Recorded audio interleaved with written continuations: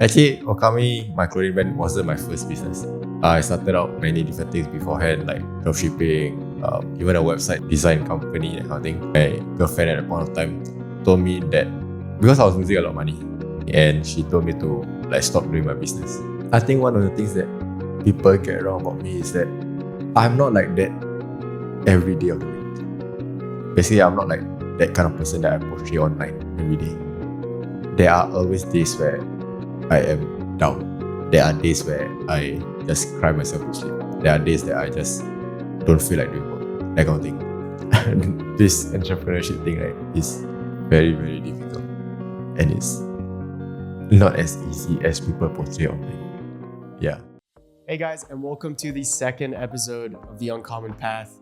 Today we are interviewing Khai, a 23-year-old entrepreneur from Singapore who managed to build 2 businesses while he was at university. You guys are going to get loads of value from this video. We talk about his journey as an entrepreneur, the struggles and obstacles he's faced, and how his mindset carried him through that. I hope you guys enjoy. So, how's everything been going? Good. I've been quite tired, but that's life. Yeah. You're working hard. So yeah, let's get started. For those who don't know you, how old are you? Where are you from? And what have you built so far? Okay, so my name is Khai. Khairul Anwar lah, basically. I'm 23 this year. Recently just turned 23 actually. And I've built 2 businesses so far. Okami, which is a clothing brand, and Viral Visions, which is a marketing agency. Yeah. Nice. So was being an entrepreneur something you've always thought about, dreamed of when you were a kid, or is that something you kind of like accidentally just fell into? Funny story, actually, I wanted to be a doctor. So I was studying my whole life, trying to go into medicine in uni and stuff. Did pretty well, I think, with school. So I actually went to JC, whatever or not. And then when I finished my A-level, I couldn't make it to med school. So I was like, that's another route for me. I have to find something else because growing up, I didn't really come from a well-to-do family. So the whole purpose is always to get my family out of that situation that they were in. So that's why I wanted to make money fast and make money in a legitimate way. But I realized that there's nothing else that I can do while waiting for NS other than starting my own business, which is why coincidentally I came up with the idea of dropshipping. I found the idea of dropshipping and then I started it out and that kind of thing. Yeah. So yeah, actually for the people who don't know, JC is to get into junior college in the Singapore education level, that's impressive. But then you also got into one of the best junior colleges as well. Yeah. So I feel like that's something super impressive. Thanks, man. And I know you didn't end up achieving your dream of being a doctor when you were a kid doing that. And I think that's something a lot of kids, they're told by their parents, success is if you're a doctor, lawyer, accountant, whatever. And so the fact that you were driven as a kid in high school and in secondary school, that just shows your character, and I think that's super, super admirable. And so you said you not more of an accident, but you just found kind of a solution to the problem you were having. Right. I think when people start a business, there's kind of 2 ways they go about it. They either there's some really niche problem that they want to solve. And then there's also people who are okay, this is something I can make a living of. And seems like you took the second path of that. So tell me about your first business. Why did you end up starting a clothing brand? Actually, Okami, my clothing brand, wasn't my first business. I started out many different things beforehand, like dropshipping, even a website design company, that kind of thing, when I didn't even know how to code or whatever. But it was just learning lessons and stuff. And then finally, actually my girlfriend at the point of time told me that because I was losing a lot of money, through the video, I was losing a lot of money, and she told me to stop doing my business. Stop doing whatever that I am doing, just focus on NS and then go to school and just, live the normal life. But then I decided that why not I just give one last shot. And at the point of time, I started gymming. I started falling in love with gym. And that's when I realized that I couldn't find clothing that I really liked. So as much as I like to wear, those tight clothes and stuff, sometimes on those days, I just want to wear like oversized shirt that are nice, that is nice and stuff. And I couldn't find it, which is why I was like, I think I see a problem. Why not try to find a solution for it? Yeah. And I see a lot of Singaporean clothing brand also. A lot of the athleisure brands are focused towards the female line, like Hydra, for example. And there's no clothing brand that is focused more towards the male side. So I decided to do that. And did you, before you started that, because you started two other businesses before and they failed, was there any part of you that was like scared about doing a third? Like, why didn't you just go back to the conventional path, listen to your girlfriend, just like, you failed, it's okay, you tried, but time to get serious and do something else. I felt that why not just try? Because I really enjoyed it. And as much as I was losing a lot of money and I was failing and stuff, it was like a passion. And I look at it like, as a game lah. Whenever I fail something, I look at it as like, okay, this is a learning lesson. I failed this. Let me try to rectify it with my other business and stuff like that. And I actually did lah. So one of the main like learning lessons that I learned was that having a unique selling point actually matters a lot, which is why I tried to find one for my clothing brand. Yeah. Was that the unique selling point? Did that just come to you naturally, or did you do a lot of research, asking people? Like, how did you come to that? I actually did a lot of research. Yeah, so I spent around, I think, 3 to 4 months of actually like every day 12 hours doing research and stuff before I actually started coming out with something. Yeah. And what do you remember, like the light bulb moment when you figured out, oh, okay, this is exactly what kind of problem I want to solve? Like, do you remember that moment? Yeah. So actually, like I was trying to find out, because I really like clothing. Like I was looking at the what, and then I was like, oh, this is very cool, blah, blah. The materials has to be this kind of fabric, that kind of thing, to make it nice. But then I realized that there's actually, material is just one thing, but branding is really important also. That is when I was like, oh, why not we actually have a brand, like a proper branding, a proper message that aligns with people like myself, and then associate it with our clothing. So that was like the light bulb moment in a way lah. Yeah. And how did you come up with the name? Oh, actually, Okami stands for wolf in Japanese. Yeah. So the whole idea about Okami is like the mindset of being a wolf, a lone wolf, that kind of thing. Yeah. Which resonates a lot with me. Yeah. There's this saying I recently heard, and it resonated with me because when I was starting my first business, I was so caught up in the name. Yeah. And be like, dude, the name is everything. You have to get this right. And I would spend weeks thinking about what name am I going to call the business. But I heard a quote recently from a really successful entrepreneur, and he said that the name doesn't make the brand makes the name, right? Damn. And so like branding takes time to build, and it's about how you make people feel, what you're recognized for. Like, do you agree with that? Yes, definitely. Yeah. And I realized also that a lot of people focus a lot on the name and also the logo and stuff like that, when actually it doesn't really matter that much, at least for the start. Yeah. And the logo's changed a lot, no? Yeah. How many times have you changed the logo? I think 3, 4 now. Yeah. And to us, it's really like, it doesn't really matter much to us, the logo. So we're trying to find, like, as much as we are changing it and stuff, right? It's really just to suit what we are releasing soon. That kind of thing. Yeah. And it's about like continuously adapting as well. Right. So yeah, you're wearing one of the newest pieces. Yeah. Yeah. So that's it. Honestly, like as someone who's been following the brand, and I was also an ambassador before, like I've seen you guys change and adapt. And there was a period of time where, and I think that was 2023 for you, where you kind of changed the style and the vision of the brand a little bit, and it didn't turn out as good as you thought it would. Could you take me back to that year, like starting why you changed and then reflecting on it now? Yeah. What have you learned from that? The reason why we changed, right, was actually because we thought that we kept the market, which is really stupid because we haven't even scratched the surface of it. So one of the reasons why we actually transitioned was because we looked at other brands, like other Malaysian brands everywhere, and we realized that there's so much more, like they are so much more interesting and stuff. Like the lifestyle that they live and stuff is more interesting. So we tried to portray that with Okami. But truth to be told, why it didn't work was because that lifestyle wasn't us. Wasn't like mine and Carl's lifestyle. Basically, we tried to be people who aren't us, who are not us. And because of that, I think I fell out of loving the brand, to be honest, the whole of last year. And we were struggling not struggling, we maintained the sales and stuff, but we didn't increase because of that transition. Yeah. So do you think the product market fit is kind of where you guys failed, or because Honestly, not really, because the products that we released really resonated a lot with that audience that we were targeting. But it was only because we didn't enjoy it. So like the campaigns and stuff, as much as we were trying to push the message, it just doesn't suit right.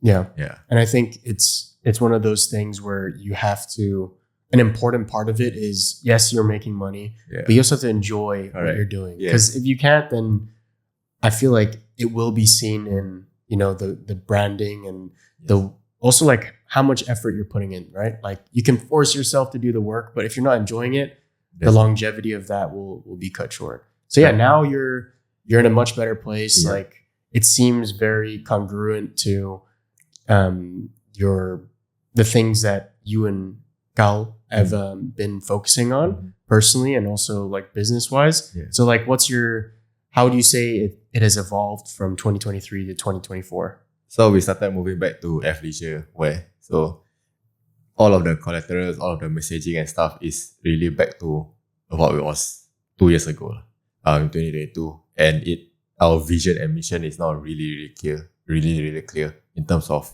how we are going to portray and move forward with the brand.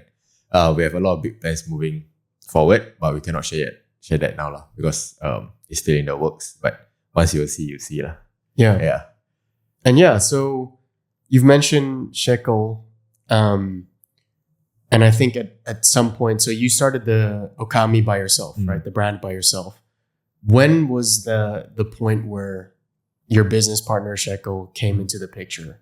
Okay, so he actually came in 1.5 years after I started my brand, after I started Okami. And the reason why he came in was because I found something that I was lacking that he had, which is why I think we complement each other. Yeah. And I think that's such an important part of business partnership is you need to find someone who balances out your strengths and weaknesses with their strengths and weaknesses. So what was that? Was that something that you really thought about? Like, wow, this is the point where I need a partner, or did it just kind of happen naturally? It just kind of happened naturally. So funny story. He actually messaged me on TikTok, like DM me on TikTok, and I didn't care about his message, or I didn't even look at it until like 3 months later and stuff. But then I realized that when I was doing it all alone, right, I knew that I could have done it alone, but sometimes it got boring, and I needed a second person of opinion, and I needed someone that was all in on the brand also, that has the strengths and skills that I don't have. Which is why I was kind of looking, but not really looking at a partner. And then he just naturally came in. So I was like, yeah. And doing that for 1.5 years all by yourself while were you in NS or were you in school? NS. So NS is for people who don't know, it's the army that all Singaporean boys have to go through, national service. So that's tough, man. Like building a business while you're serving your country. Was that lonely for you? Like, I know you said you were kind of at a point where you're like, damn, I want to share ideas. I want to, how was that for you doing it by yourself? It was actually very, very lonely. And to add on to that also, I kind of did my own like monk mode before monk mode was famous, in a way where I just really neglected all of my friends, all of anything. And for 6 months, I didn't meet anybody. So it was literally, because I was working a shift work for NS, for my army. Basically, 24-hour work shift, 48-hour rest for forever lah. So during that 24 hours in army, that was my rest time. So I really rested then. But then during that 48 hours, I was working extra on the side to get money, plus also working on this business. So I really had no time to hang around and that kind of thing. And it got really, really lonely. And I went into like a very dark place and stuff. But it was just a past lah. Yeah. So it was almost, because monk mode, and I actually have a question about that later, but monk mode is a popular regime that a lot of these new entrepreneurs are getting into. It's like kind of where you isolate yourself and just focus on, improving your physical as well as your mental and your business. Yeah. And you did that just because in a way you didn't have a choice. Yes. It was like you're in army and then you only have 48 hours to actually work on building this. And then you're also, I remember doing Food Panda at one point, like you were doing delivery. Yeah. So you were balancing like 3 things. So it's probably really hard to have a personal life. Do you remember when, like, was there a point in that where you like felt like giving up? Actually, no, I really enjoyed the process. Throughout the whole time, as much as sometimes I was losing money or sometimes I really felt like I'm so tired and stuff, right? I somehow didn't want to give up because I really enjoyed the process. And maybe because of the like kind of hate comments that I've been getting also on my TikTok, it kind of fueled me to carry on with what I was doing. Yeah. So I'm not someone that really likes to give up. So that's why I think also that helps with it. Yeah. So if there's someone out there that, you know, has been trying over and over, but they're not seeing the results, what would you say to them? I would say you only need to succeed once. Yeah. So as many times as you want to fail, right? I have this thing where like I imagine there's a certain number of times you need to fail before you can succeed. So if you know that, you would want to fail as often and as many times as possible and as fast as possible. So to me, that's just the idea that I'm going for. Yeah. So how do you, if you could define failure for you, how would you define that? Basically not achieving your goals. That's basically it. So for me, I am very goal oriented.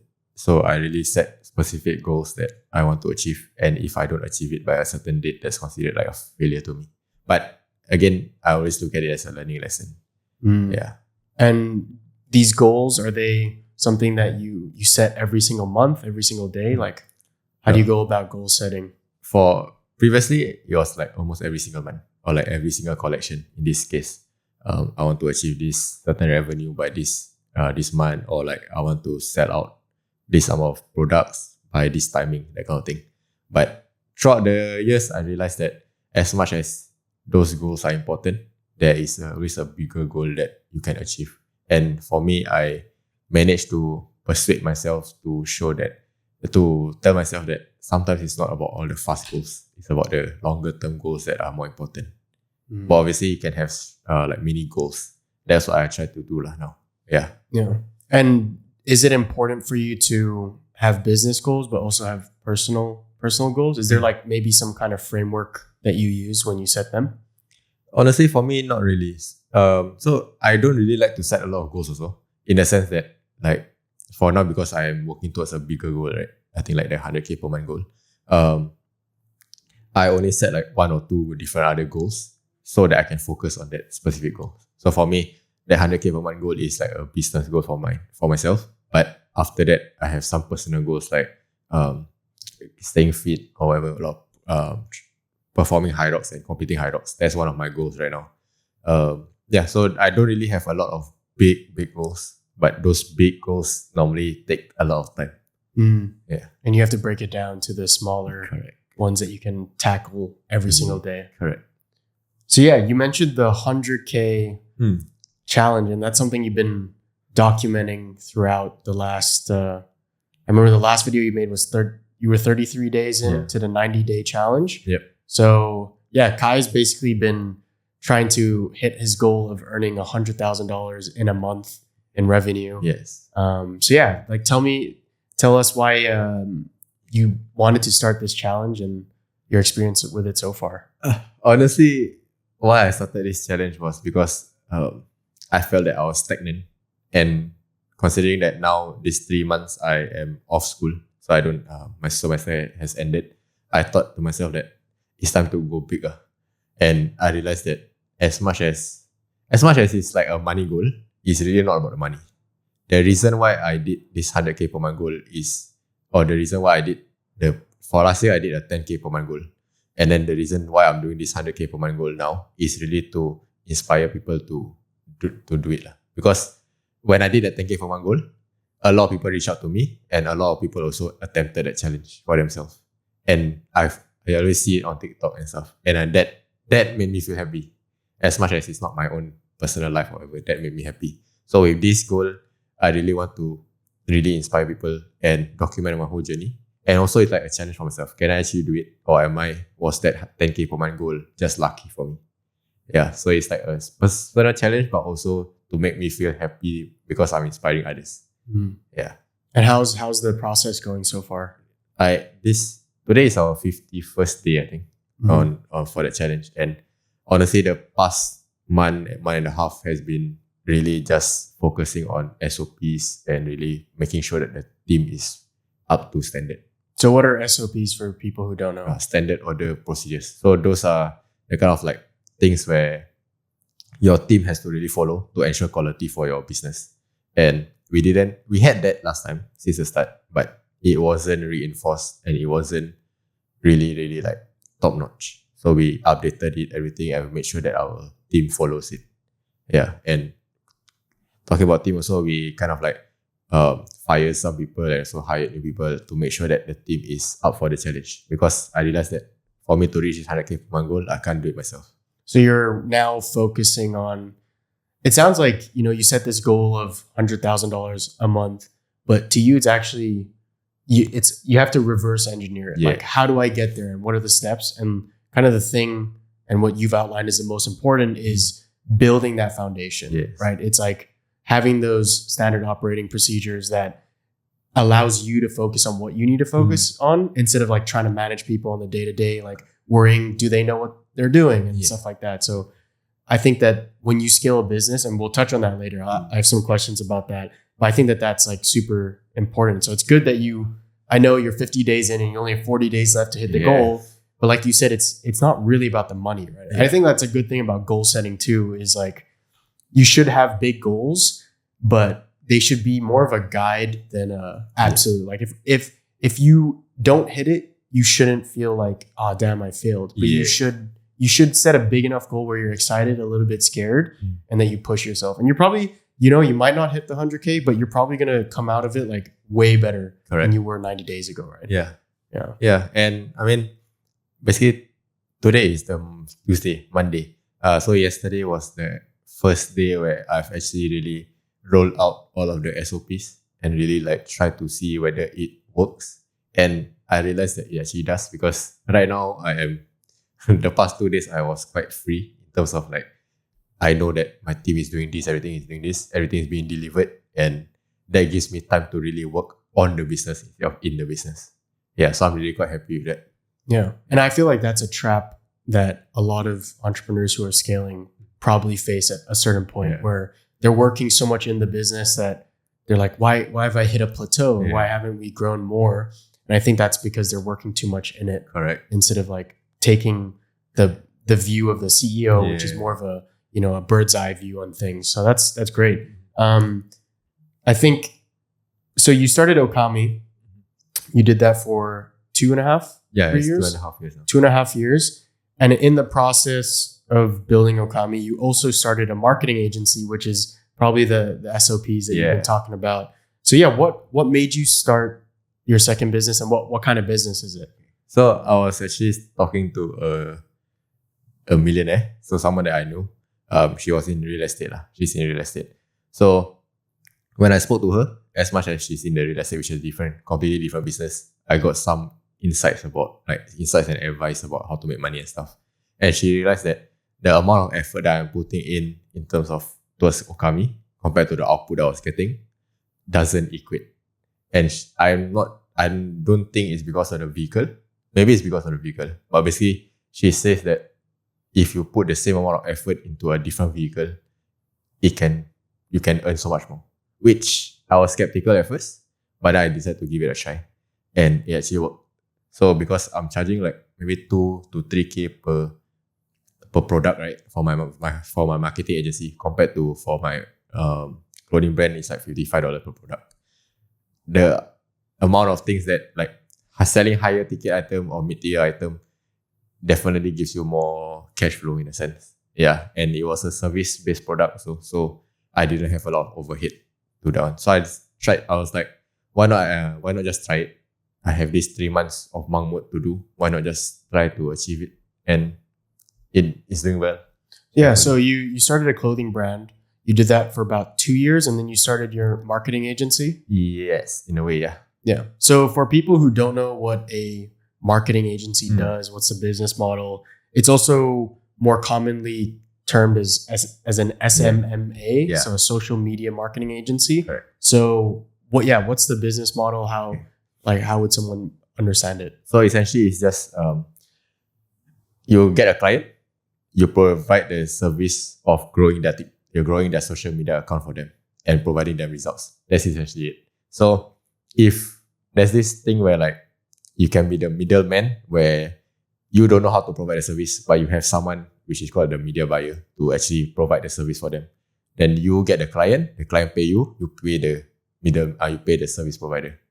Sorry, the media buyer. Yeah. So essentially that is the whole business model. So you're in like kind of a broker in a way. In a way, yeah. So you find the clients and you connect them with the people who are going to record the content, post it for them. Yes. But I saw you and your business partner Shekel. You guys were doing it yourselves. You were recording. So you were the broker and also the media buyer. Correct. Right. So because I really believe in, as much as hiring someone more, like someone better than you is very important. It's very, very important. I believe in walking the walk before I talk the talk. So I wanted to show to people that I can do it before I hire someone else to do it. Because for me, what I really believe in is, if you want to be like the CEO or you want to be the founder of the brand, you need to know everything before you hire people to do things for you. If not, they will have like that power over you in a way where like, you don't know, you haven't tried this, you don't know anything. So let me just do my way, that kind of thing, when it might not work. So I don't like that, that disconnect almost. Yeah. So I rather try everything on my own. I rather try like to serve this many clients as like on my own and show people that I can do it. Then when I hire people, I will tell them, this is my standard. I've done it before. You follow me. If you cannot meet the standard, it's not because of us giving you too much work. It's because you are not competent enough. And to me, building a team, as much as cocky as it sounds or as bossy as it sounds in a way, I really feel that that's important. Yeah. And so take me back to when you found your first client. Because I think what's been cool is that you built this clothing brand that has got a lot of, views and follows on social media. So that almost gives you leverage. Leverage. Yeah. Exactly. Because you've done it before and you know roughly how to grow on social media. Yeah. Do you think that helped you? Definitely. Get your first client? Definitely. It definitely helped. So yeah, I mean, for this kind of services, people will trust companies with a lot of testimonials. That's a given. So I told them, and I used that as my unique selling point. I was like, I've actually walked the walk before I want to sell this to you. So I know that what works, what doesn't work, and I can provide the same results for you if you trust me. So that's how I actually got my first client. Yeah. Yeah. And take me back to like when you were trying your first client to find your first client. Was it easy? How did you go about like what advice would you essentially give to someone who's trying to find their first client? For those who are trying to find their first client, all I can say is put in the work, put in the volume. Like it's all about volume. So how I've actually found my first client was I did a lot of different things. I cold text them, I cold called them, Instagram DM, even went to their physical shop to talk to the founders. That's how I actually got my first client. During that time, there was this market thing where Geylang Bazaar. There was this market where there were agents, real estate agents there. So I actually went up to each of the booth and actually pitched my services and actually got my first client from there. Yeah. So it's really about just putting yourself out there. I mean, it's gonna be scary, it's gonna be tiring, but you have to do what you have to do. Yeah. And now that you have a business partner with you, so going back to your first business where you were just doing it by yourself for the year and a half. Yeah. And now you have a business partner doing it with you. Do you think it's much easier, or like how have you found it starting your second business? It's definitely easier because for now we are both running it together in a sense, like both Viral Visions and Okami. We are both the founder and co-founder. Basically that. It's much easier because when I'm focusing on this business, he is then able to focus on the other business and like vice versa. So it's not to the point where sometimes we are both focusing on this business, then this business gets neglected in a way. But we try our best to speed the split the thing. So it's not like, so both can increase at the same time. But also I realized that as time goes on, sometimes having one business only, or most of the time having one business only, is way better than having two businesses or multiple businesses. Yeah, because it divides up your focus, which can be quite challenging.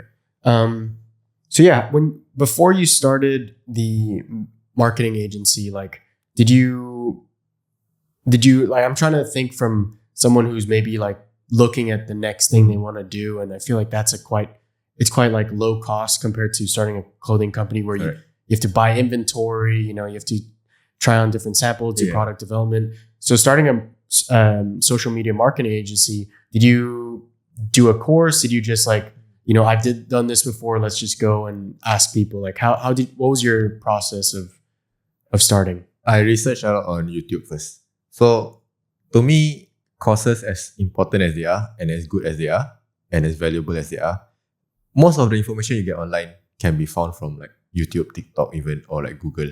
You just have to do a lot of research. But essentially, courses helps to funnel all of that information into one thing where you can learn quickly. But for me, I had time, in a sense, where not really time, but I was focusing and devoting like almost 12 hours a day, 16 hours a day on that single thing of researching.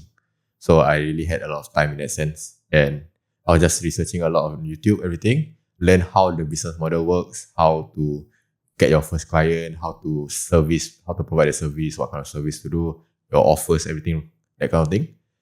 And then that's why I put all of it together and came out with it. And was there one video or one piece of advice, like while you were learning, that you really found super valuable? Not really, but there's two books that I found really valuable. 100 Million Offers and 100 Million Leads. I think you've read From them. Alex Hormozi. Yeah. So those two books are the only two books that got me to where I am today, to be honest. Yeah. And those are online? No, I actually bought the... Oh, you bought the physical books. Okay. And they're on Amazon, right? So yeah, anyone can get them. So let's go back to the 100K per month with Viral Visions. I'm guessing that this is mainly focused on your marketing agency. Yep. How are you planning to scale?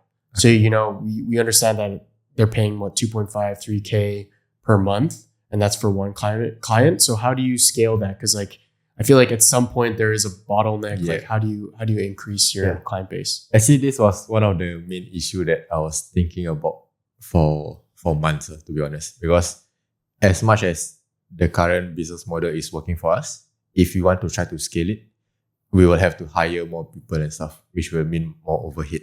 And I don't want to deal with more team because it's quite a headache. So I was looking at it as, because now we are doing one-to-one. So we are selling one-to-one services. But I was thinking, if we were to sell one-to-many through like a do it with you, or do it yourself instead of a do it for you, then that would be better for us to scale. So that is something that is in the work, where I am coming out with like a program, an online program that will teach them basically from A to Z about marketing, about TikTok marketing, and how to get to their first 10K per month. And once again, the only reason why I am selling to people who are below 10K per month is because that is what I've already done. So I've already gotten from 0 to 10K per month, right? So I can have the sort of like proof that I've done it before, so I can teach you how to do it. Yeah. So that is essentially the idea that we are going for. So can you explain kind of what the do it with you and do it for you, do it with you and do it, you do it yourself. Yeah. Do it yourself and do it with you. How does that differ from the original do it for you? Okay. So how we run things right now is, for do it for you, right? Is basically you pay us the money and you sit back. That's essentially what you do. So we will do everything from the coming up with the strategy, the content ideas, recording for you, editing, posting for you, even on your TikTok. We will do everything for you. So all you have to do as a client is just come on board, fill out some questionnaire, and then just sit back, and you will see the results coming in, which is why they pay high amount of money lah, because we are doing everything for you. But do it with you and do it yourself is slightly different, where do it with you, you will have to share the ideas with me. You will have to execute the recording yourself, editing yourself, or you will come up with the content ideas, for example. And then do it yourself is where we will just teach you how to do it, but you do it yourself.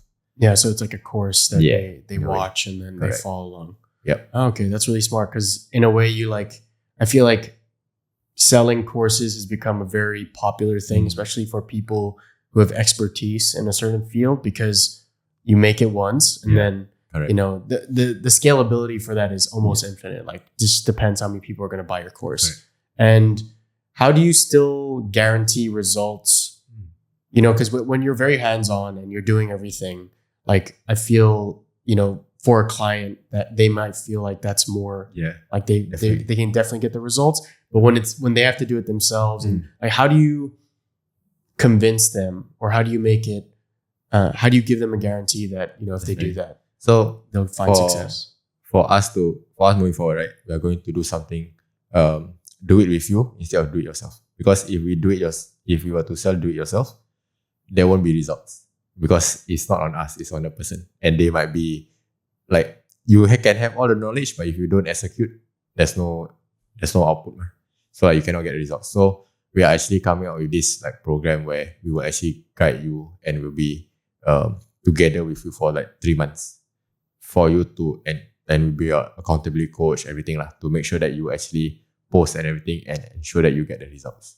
Yeah, so that's where, as much as it's like do it together, right, you will still have a big part to play where you'll be sharing like your analysis with the person. You'll be guiding them as to how to move forward and keeping them accountable, because that's the only way that you can provide results for them. Yeah.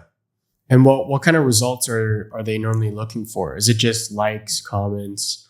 For us, we don't like to promise likes and comments because that's very mediocre, to be honest. So we actually provide, we are targeting local businesses, and for local businesses, there's only one thing in their mind, which is to increase their revenue or profit.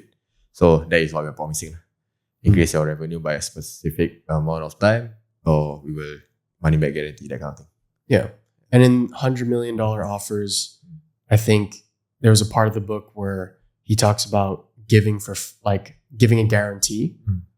What was your guarantee when you started out? So when we first started out, our guarantee was really, really big. It was work for us for 3 months. If you don't get any client within that 3 months, we will refund you everything back. Which, now looking back at it, it was quite a stupid guarantee because I didn't understand the real estate market that well. And real estate, it takes time for the whole process to even come about. Yeah. So, and there's a thing where like we cannot guarantee that because we can get you the leads, but we cannot guarantee that you close because that is on the client itself and it's not on us. So that was a very stupid mistake. But thankfully, our results actually were that good, thankfully, that we provided them with a lot of leads, especially the first few clients that we didn't have to refund. Yeah.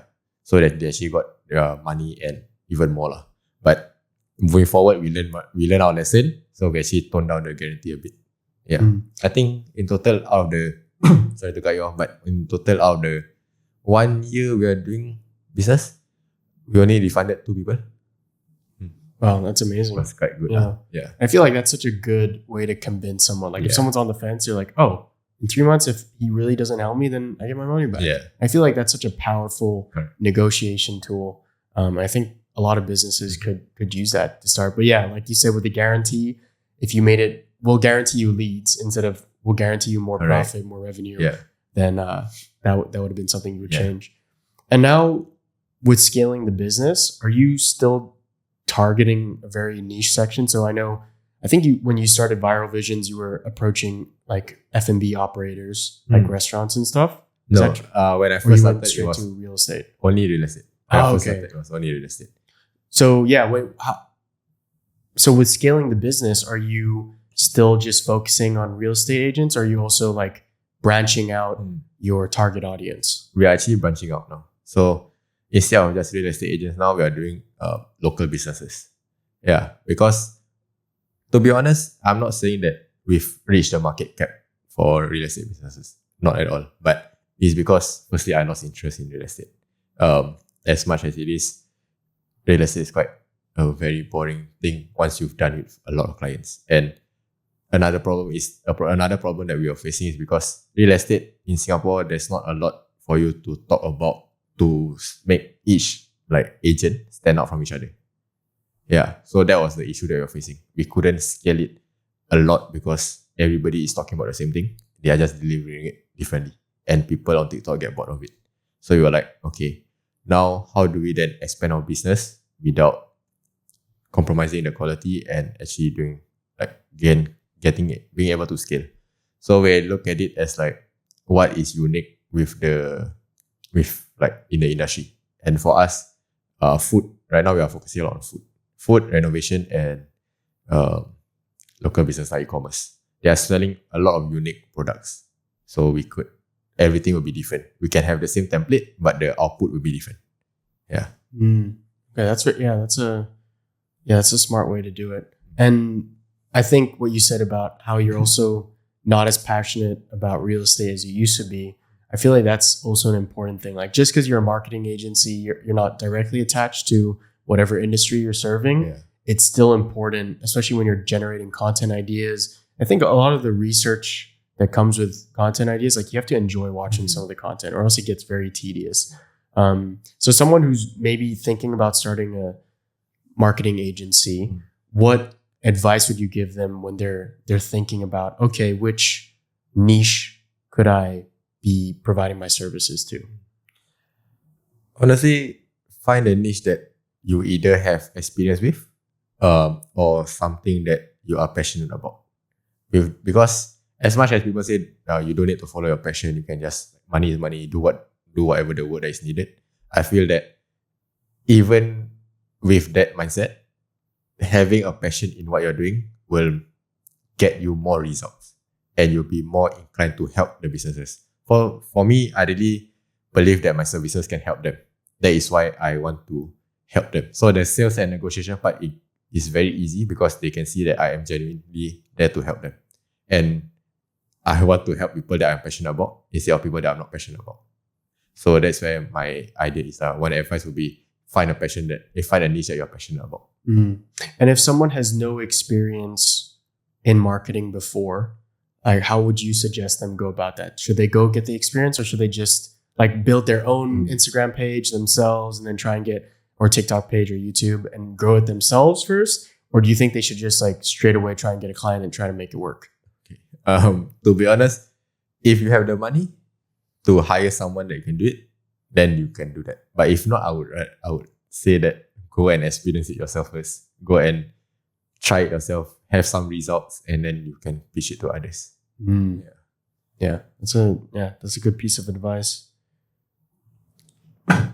So yeah, you started building your team now, so it's not just you and Shekel anymore. And what have you learned when trying to build your own team? Like that's probably one of the most difficult things, I think, for entrepreneurs.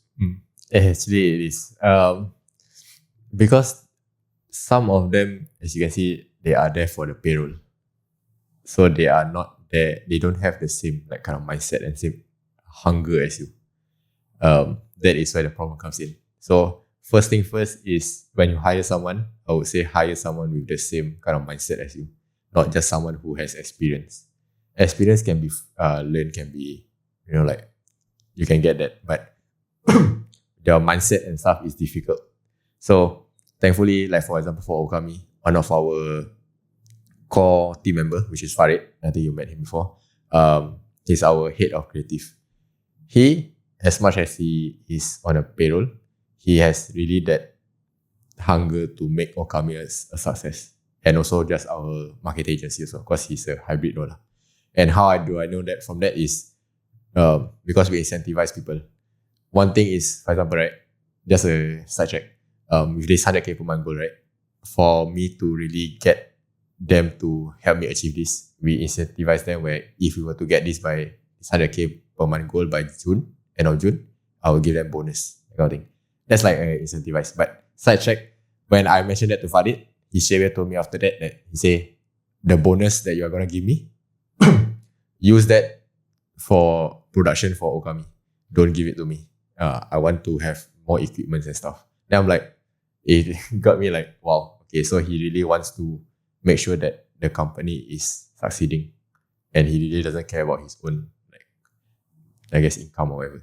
Not say he doesn't care, but there's a bigger purpose to it. Yeah. So one thing that I really learned is having a great team and managing them well is really important. Yeah. And how do you sense that before you hire someone? Because like with Farik, like he's been with you for a while now. You know, you've done many photo shoots with him and stuff like that, and he's been helping you out with the marketing agency. But was that something you sensed before hiring him, or was it something you learned along the way? It's something I learned along the way, but he made me realize a lot of, like, a big thing. So when he said that, after moving forward with our next hires and stuff, right, we actually ask them questions that will like filter them. So we will ask them questions that we know they are there only for the money, or they are there to actually make the business succeed. Yeah. And what's that question you ask them? Some questions are basically like asking them about themselves. So like, in 5 years' time, where do you think you will see yourself? That's a normal question, right? But from the answers, you can then ask yourself, how can we then provide that for you? So if both of your things align, right? Because I always believe in like a win-win situation. If let's say their goals and our goals align, let's say for example Farid, what he wants is that he wants to grow his experience even more, and what we can provide is exactly that. Then I realized that if we can get you your goals, you can also help us achieve our goals. So the more we help you achieve your goals, the more you're gonna help us achieve our goals. With the vision being the same, then that is where we kind of hire the person. If the person's vision is like they just want to relax, they just want to, have a normal, like have a stable income for the family, kind of thing, we tend to not hire them unless they have really good experience, because then it's just like they're just doing the work for the sake of doing work. And how has your mindset towards business, has your mindset towards business changed once you've built a team, or is it the same kind of mindset you had when you started out at the beginning? It actually changed, because in the beginning, I mean, funnily enough, Okami stands for wolf, and the whole messaging behind Okami is like being that lone wolf. No matter what it is, no matter what people say, just do it yourself, that kind of thing. But once I kind of scaled my business, right, I realized that having a team is really, really important, especially if you want to scale to greater heights. And there's a quote that the late Steve Jobs said. It was something like, when someone asked them, what's the greatest product that you made for Apple, he mentioned the team. Something like that. I think I butchered the quote, but that's what he meant. That's what he mentioned. And I realized how important team is actually. Yeah. And how many team members do you have right now? Right now we have around 6 or 7 full-timers. Wow. Yeah, which is quite a lot. And it's quite scary sometimes. Do you think you'll keep it there, or I want to keep it there now. Keep it there or downscale, depending on how our business goes. Because I feel like if with the do it with you model that we are transitioning towards, we don't need that many editors. We don't need that many that one. So maybe we can downscale, but we'll see how. Yeah. And going back to when you said about incentivizing, your team, not just from a monetary standpoint, like what are some strategies that, someone who is looking to hire and to scale their team, what kind of incentives should they be thinking about? Well, the first thing is always money. Money is an easy thing to incentivize them with. But secondly, is more towards really what their goals are. So if you understand what their goals are, you can incentivize them to achieve their goals. And like basically, if you help me achieve my goals, I will help you achieve your goals. Same thing like what I mentioned just now. But for some, it's more like holiday, that kind of thing. For some, it's money. For some, it's shares. Whatever it is, you just have to understand what they want and try to incentivize them with that. Yeah. And I think that's the benefit of a smaller company, right? Like you get to be more personalized with the incentives too. Like, oh, this person is interested in equity. Okay. Yeah. They care about that. This person wants a holiday. Okay. If they hit these goals, these KPIs, then I'll get them a holiday or something. Yeah. Yeah. What do you think is the most common mistake when someone starts a marketing agency? Is focusing on getting the next client. So what I realized, this was one of the mistakes that I made also, was once I got that client, I was too focused on getting a new client that sometimes the service, the deliverable, the quality of the product that I'm delivering is not there. What I realized is, if you get this one client and you make the client really achieve their goals or whatever, right? The testimonial that they can give, the referrals that they give is way stronger than you try to find new clients. Yeah. So like cold calling and stuff. Yes. But word of mouth will always beat that. Yeah. And how does someone get that word of mouth? Like how do you track that? Is that something you track, or is that something like, instead of just waiting around hoping, like how do you incentivize the client to maybe tell other people? For me, word of mouth is not really just from the client's mouth itself. It can be from myself also.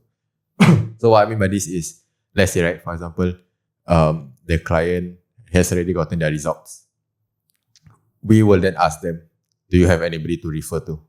Then they will list, like, they will say, oh yeah, I actually have this. Blah. So that is one type of word of mouth. Another type of word of mouth is us using them as leverage for our other marketing and stuff like that, which is normal lah. But I feel that one of the videos that I made recently on our own TikTok is how this one guy changed our life. That example. Basically, he was our first client and we actually changed his life because he was working 16 years in the industry, and after hopping with us, he finally managed to get his first 100k per month goal. Yeah, 100k per month award. So he mentioned that a lot of it was on TikTok, and we leveraged on that. We made a whole marketing, not say campaign, but marketing strategy around that. And that is to us also another form of word of mouth to get us more clients. So you don't actually need them telling people. You can just make a video. Correct. Like ask them for feedback, and then you can I use you in this? Yeah. That's really smart. So yeah, I think so we've learned about your two businesses. And I think it's also really interesting because you have online brands for Okami, your clothing brand, and also you're now starting to build an online brand for Viral Visions. But you're in the process of doing those two. You're also developing a personal brand. So you're recording yourself, documenting the journey with this 100K a month goal. How important is it nowadays for founders and entrepreneurs to have a personal brand? I think it's important. It's very, very important. But it's not the end of the world if you don't have it. Because I've seen businesses thrive without a personal brand. But if you still want to stay relevant or whatever, right, it's much easier to have a personal brand to help you with it. Because right now, consumers are extremely smart. They will purchase from people that they like, and they will they'll purchase from people that they will like. And for them to like you is not really on products itself. It's their stories. Basically what I'm saying is people buy the stories, not the product. Yeah. So having that personal brand can help you sell that story. Yeah. And I think that with this day and age, storytelling is extremely important also. So learning that can be quite a good skill to have. Yeah. And what kind of was, when you started your personal brand, because you've been doing this since, I think when you started your clothing brand Okami, it was, you were already posting stuff about you too. Yeah. Right? The reason you started Okami was quite a personal one too. Yeah. And you shared that. And when I came across it for the first time, it's wow, I resonate with this guy. I really like what he's trying to build. I didn't even have the product in hand. I haven't heard anyone talk about it, but I'm oh, I see this guy trying. He really cares about fitness. He's passionate about it. And he's building something that I probably would use too, because he's making it for himself. So I think that's something, like you said, in this day and age with the newer generation of consumers, they see someone that maybe they relate to or they admire. And it's not really I think when you try and put on a facade, when you try to be perfect online, I don't think that resonates with people that well. I think it's the imperfections, it's the struggle that people relate to more. Yeah. Right? Have you found that when when you've been building your personal brand? Yeah, definitely. Basically, everything that I preach, right, is always be authentic. Share your struggles, share your achievements, share whatever that you want to share. Just be authentic. Because as much as we think that we are special, right, there's a lot of people that are like us. And while by you being authentic, you will resonate with people like you. And the best thing is if your brand or your business is targeting people like yourself, that's the easiest way you can attract them. So for Okami, that's how we attract them. Because the customer avatar is the younger version of myself. And I know about him because I basically lived him. I am him. So with that, with all of our messaging and stuff, we could pinpoint exactly what the pain point is, what they want, what their goals are, that kind of thing. So that's how we actually like kind of benefited from the personal brand. Yeah. And what are your goals with your personal brand? Like, do you have like long-term visions for it, or something like you just take day by day, just kind of document the journey? I actually have a long-term vision for it, but I am not going to share it, like a lot of it. But basically the gist of it is that my end goal has always been to inspire people. And the bigger my reach, the bigger my following, the more people I can inspire. And the more like services or whatever things that I can provide to help them get whatever that they want. So that is my goal, basically, to grow it so that I can reach out to more people to inspire them. Yeah. And does anyone help you with your personal brand, or you edit, you film all by yourself? Right now, I film everything by myself. It's that, to me, is that sense of touch. Yeah, I feel that I know exactly what I want my personal brand to look like. And basically my team can help me do it, but I decided to do it myself because it's just a nicer touch. So you know how brands have like an elevator pitch or mission statement to describe it? What would the mission statement for your personal brand be? Okay.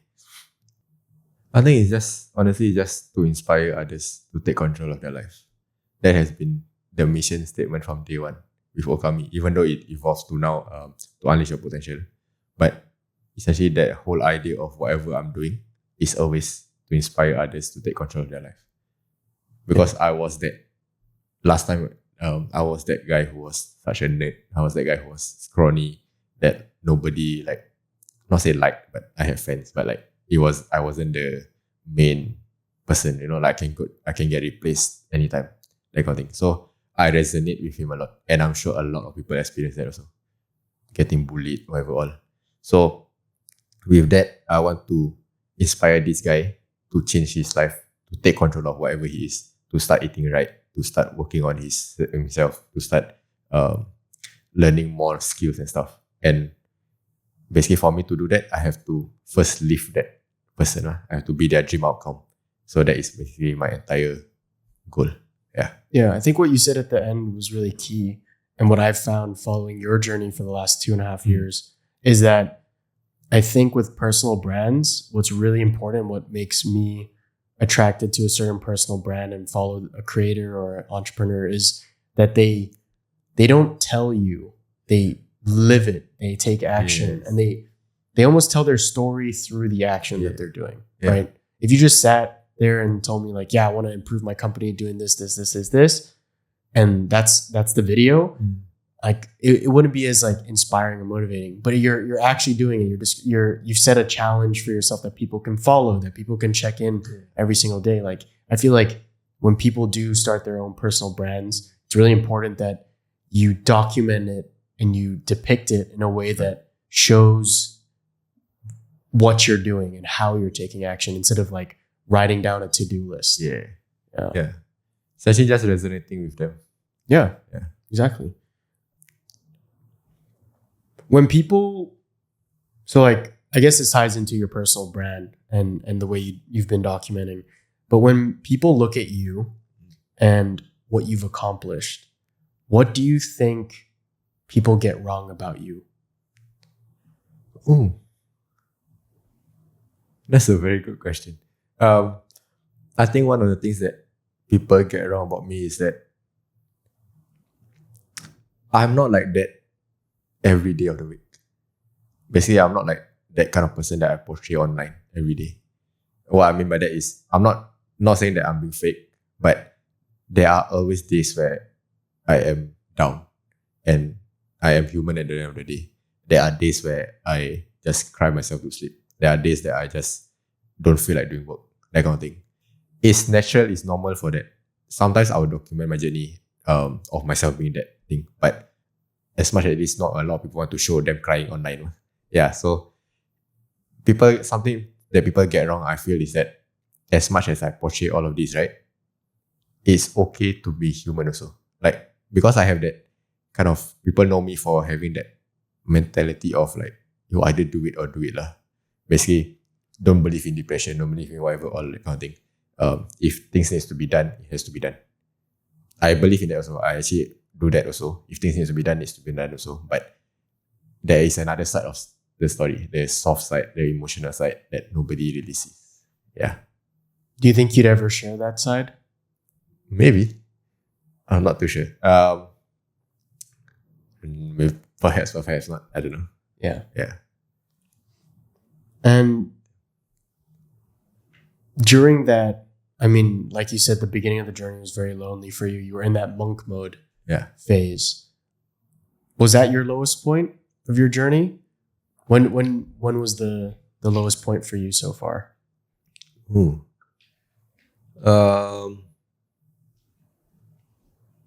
I think that was one of my lowest point because I was really stuck in terms of trying to balance everything and also like not having the connections or not having, because I was just starting out, so I didn't really know a lot of people who were doing the same thing.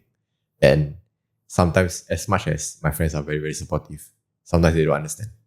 And sometimes they are like, why don't you just hang out with us? You know, those normal thing. And maybe isolating myself for 6 years, 6 months, it just gets very lonely. Yeah. Which I don't recommend people to do it now. There's a variation to a monk mode now where as much as you are sticking to this whole routine, right? Have like at least 1 day out to just recharge. It helps sometimes. Yeah. Yeah. How do you recharge? So like, I'm sure a lot of people that are starting out, you know, it can get lonely, especially like with your friends if they're doing something else. And yeah. I mean, I've experienced this where I'm starting my own business and then I meet up with my friends and they're telling me about their job and how much money they're making and their career path. And they ask me, what are you up to? And I'm like, I don't really have any, I don't have much to talk about, man. Like, I don't have these big, long-term goals because entrepreneurship, I think there's a lot of uncertainty. Correct. It can go really well today. Tomorrow your business could turn upside down. Yeah. So like, how have you dealt with that? Like throughout the journey with your friends, and how did you deal with that disconnect? One thing is that I tried to make new friends. So finding people who are exactly like-minded is very important. So like, for example, you and I probably can have a conversation about business and stuff, and we won't be judging each other. But you having conversation with friends that are living the conventional life, they will be probably judging you, or they can't even provide the right feedback for you, that kind of thing. So having that connection, building that network is quite important. But that being said, there are friends that, you have been together with them for like years and years. So I'm not saying that like you have to remove all of those friends, but sometimes building new friends is more important. And sometimes getting rid of those people who just drain you is also important. Yeah. Yeah. Well, what do you mean about drain you? There's just some people where you have like this big goal that you are trying to achieve, but these people are stopping you from it. I would recommend cutting yourself out from them. So those who just like, whenever you meet them, they will criticize you for trying to achieve that big goal. Or like they will put in inputs that won't benefit you at all. So I would cut those people off from my life. Yeah. How have you cut people? Like, do you just ghost them? Do you have an honest conversation with them? Well, what advice would you give to someone who's like, damn, I have this friend who I've been friends with for the last 10, 15 years and I don't like hanging out with them anymore. Like, how do you actually cut someone off? For me, I'm not a very confrontation person. So how I would do it is I would just miss out on a few meetings. Like, Whenever they invite me out to eat or go out, I will just kindly reject them and stuff. Eventually, after months and months of doing that, they will understand. Hopefully. Yeah. Yeah. So it becomes like a hi bye friend kind of thing. Yeah. Yeah. No, I'm the same with you. I'm very unconfrontational. Yeah.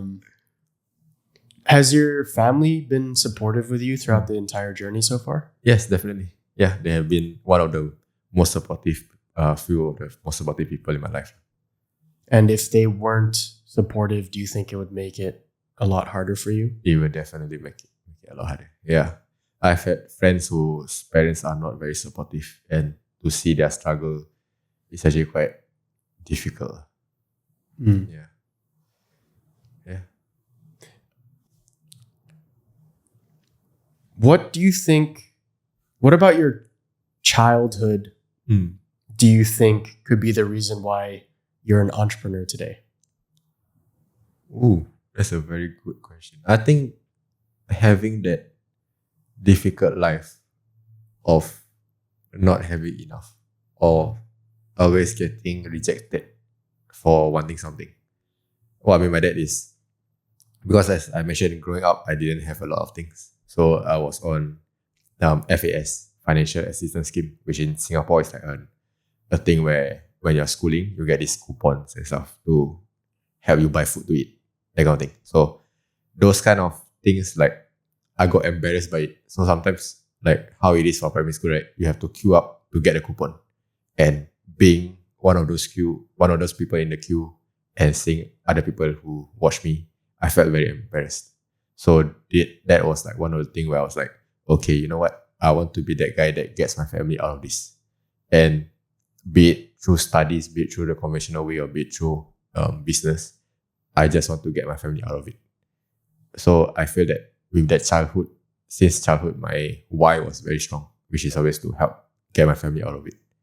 Yeah, I think because of that, my mentality is always, you have to win or you have to win. There's no other alternative.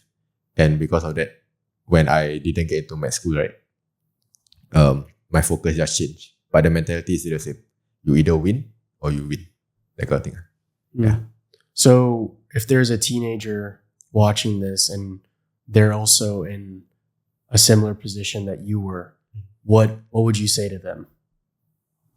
Don't be focused solely on the vehicle. Like, you can always change like your way of winning. Let's say if they are an athlete and they got injured, but they've always had that determination, that grind. Use that for something else. Yeah. I think the most important thing that anybody can develop is your mindset and your skills. Those two things nobody can take away from you. They can take away your arms, they can take away your legs and stuff like that. But if you have that mindset, you have that skills, you can still achieve success in your life, no matter what success is to you. Yeah. What does money mean to you? Has that changed since you were a teenager to now that you've built 2 businesses? Has that changed? I think it has. So last time I look at money as something that you just have to work to get it. But now it helps you to find your life and stuff. So as much as that is one thing also, is my parents have brought me up to think that money is like evil. What I mean by that is, whenever you see people with money, it's always like they are doing something bad or they've done something bad. Which, when being brought up by that, I'm not blaming my parents for that, but I think they just didn't understand it. Basically, they had the idea and they pushed it on me that people who have money, if they are not the like doctors, lawyers, or whatever, they are basically scamming people. But when I have my own business, right? When I started my own business, I realized that that's not the case at all. It's like, for me, if you want to make more money, it's how much value can you provide to people. And the more value you provide to people, the more money you get. Yeah. Have you ever felt guilty about charging people money? No, because I have this thing where I know that if you don't benefit from me, I'll make sure that you benefit. Like, I will do everything in my power to make sure that you benefit. And sometimes that is even like to the extent of us working for you for free until you really get what you want. Because I believe in karma also, like, in a sense. Like the more good you do, the more good you get in return. Yeah. What was your proudest moment? Whoosh. Wow. I think one of my proudest moments actually was quite recent when I got invited to like a stage of an event to talk to people about like entrepreneurship and stuff. I was not the only one. It was me, my partner, and like 4 other business owners. But all of them were like less than 25-year-old. They were all very young. So that like kind of made me feel like, wow, I'm actually going somewhere in life in terms of what I want to do in my life, which is to inspire people. So people actually give a damn about what I talk about now, that kind of thing. Yeah. I think that was one of my proudest moments. Yeah. I also remember you telling me that, and I think you posted on social media as well, that you took your parents on a holiday as well. How was that? How did that feel for you? Actually, that felt nice also. Like, it was one of the things that I've always wanted to do since secondary school. And to finally be able to do it, it was quite interesting, quite nice. The feeling was very nice. Yeah. What does success mean to you?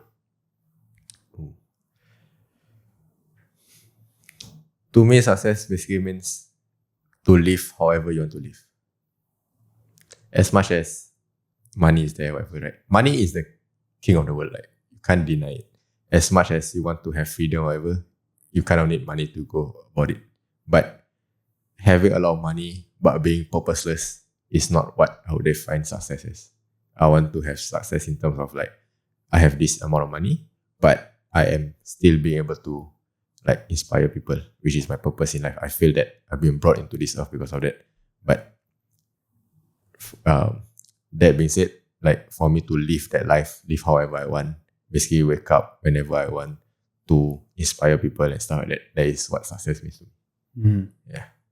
And what would you say to someone maybe that is young and is attracted by, like fancy cars, a fancy house, attractive girls? Like, what advice would you say? What would you give them? I think it's okay. To each your own. If that motivates you or like drives you every day to wake up and get more money, or to do good in the world, then so be it.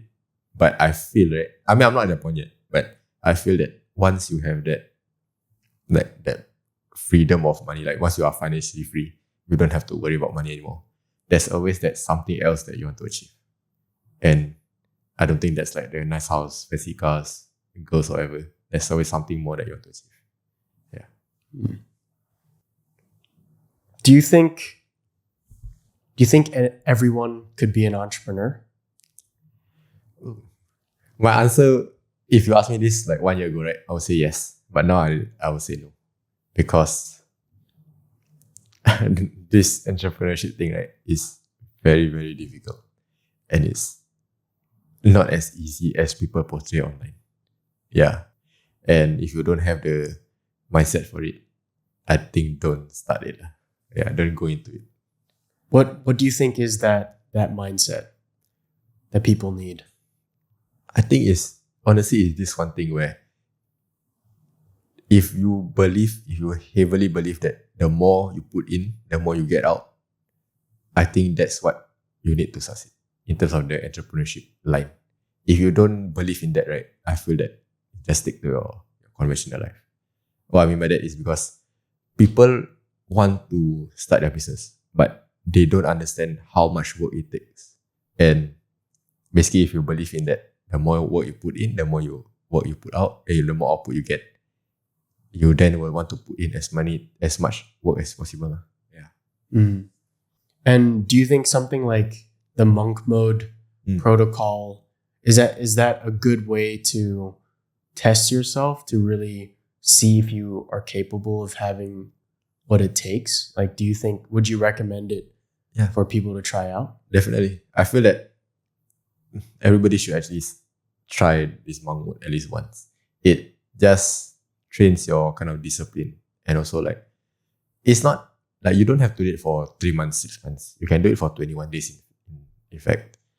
And the goals doesn't have to be that big of a goal. It can just be like a small goal that you want to achieve. The main idea is to train yourself to start doing the hard things even when you don't feel like it. Yeah. So I would definitely recommend trying to do this monk mode. What was the greatest learning that you got out of that? Was there like a highlight of the journey for you? Yeah. Personally, it just showed me how much I can achieve if I actually set my mind to it. Because I mean, when I was going into it, right, I was like, okay, this 10K per month goal is like a big thing at that point of time. It was such a big thing. Do you really think that you can achieve it? And you putting yourself out there in the world to try to achieve this is going to be very difficult, first thing. Second thing is, if you don't achieve it, it's going to be very embarrassing. So I realized how much I can achieve when my back is against the wall. Yeah. And do you think you have to force yourself in a position like that? I work that way. So yes, I think I do. Yeah.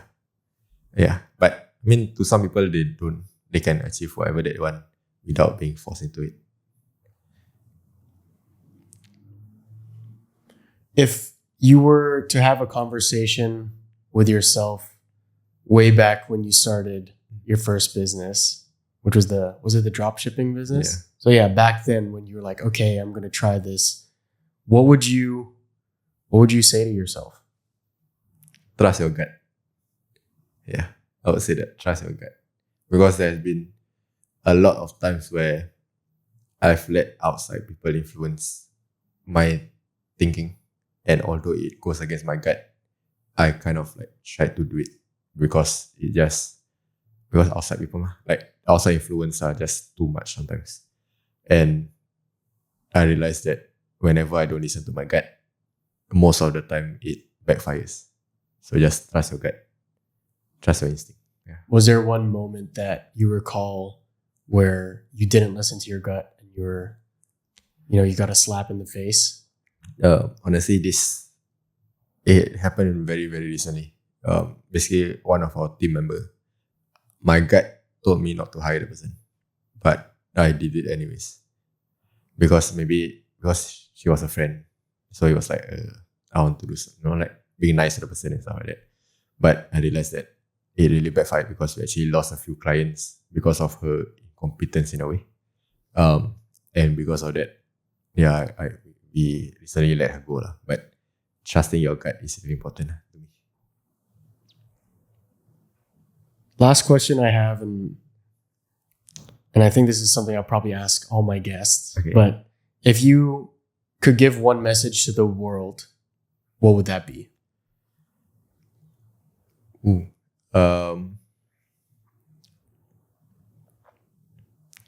Everybody has their own opinions.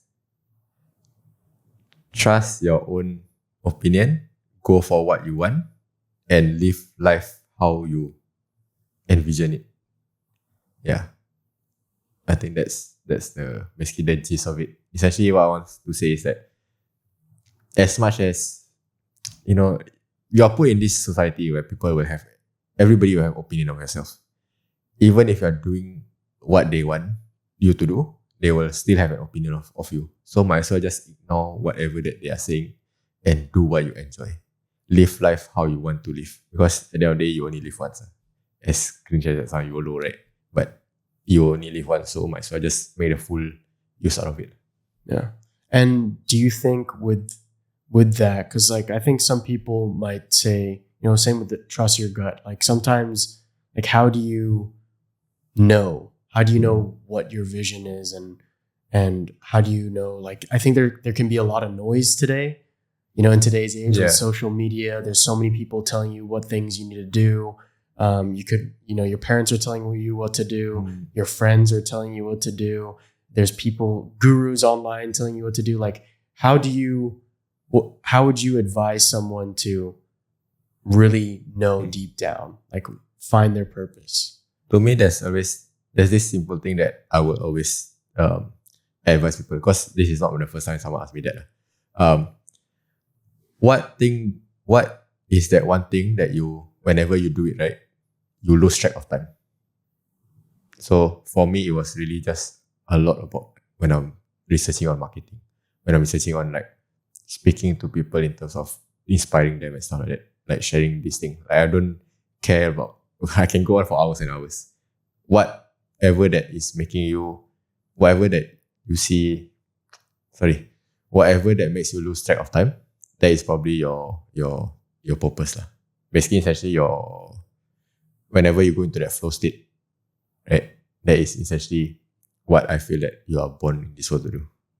Yeah. I love that. Yeah. Cool. What's next for you, and where can people follow your journey? You can follow me on Khai Vernal, that is KHAIVNL, at both Instagram and TikTok. I'm just going to be documenting my journey, my entrepreneurship journey, in hopes of inspiring people.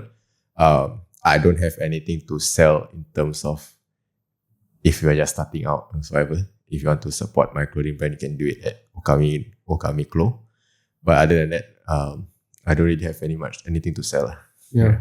And you're also doing a High Rocks competition, right? Yeah. Are you excited for that? I am, but the training has been quite tough. Yeah, but I'm looking forward to it. Yeah, awesome. Great. Thank you so much for your time. It was a pleasure chatting with you. I know I've known you for some time already, but I feel like this time we really got to know each other. Know each other, and appreciate it a lot. No problem. Cool. Thank you for inviting me. Yeah. All right. Sweet, man. All right. Awesome.